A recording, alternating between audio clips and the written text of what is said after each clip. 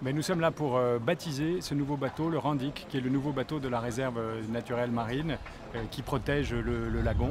Et ce bateau, il vient remplacer un autre qui était vieillissant.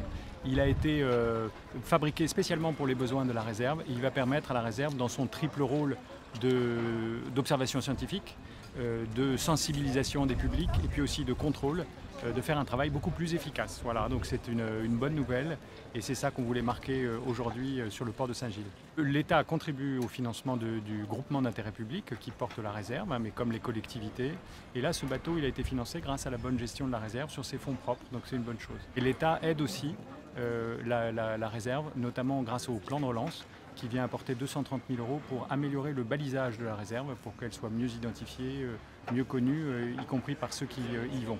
La réserve, c'est un instrument très nécessaire. Si elle n'était pas là, on n'aurait peut-être déjà plus le lagon dans l'état où on l'a aujourd'hui. Et il est menacé, les coraux sont abîmés par l'activité humaine, etc. Donc on a absolument besoin de le protéger. Nous, les Réunionnais, on est fiers de pouvoir montrer ce lagon. Mais si jamais demain il disparaissait totalement, s'il était très abîmé, on en serait très malheureux. Heureusement que la réserve existe et il faut saluer ses agents, sa directrice qui font un formidable travail. Ça va nous permettre de mieux réaliser nos missions de surveillance, de police, de sensibilisation et nos suivis scientifiques. Donc la réserve marine de la Réunion, elle a été créée en 2007 pour objet la protection des récifs coralliens de la Réunion.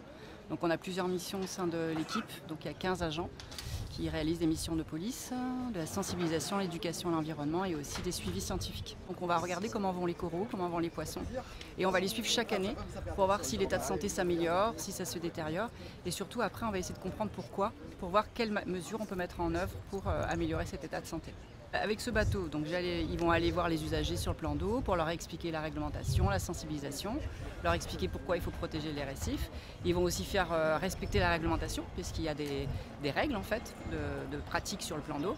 On va aller avec des bouteilles, aller explorer les fonds de l'autre côté de la barrière corallienne et on va aller regarder comment vont les poissons et les coraux.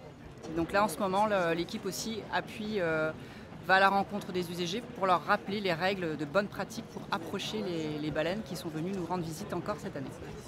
Plus de 170 000 €.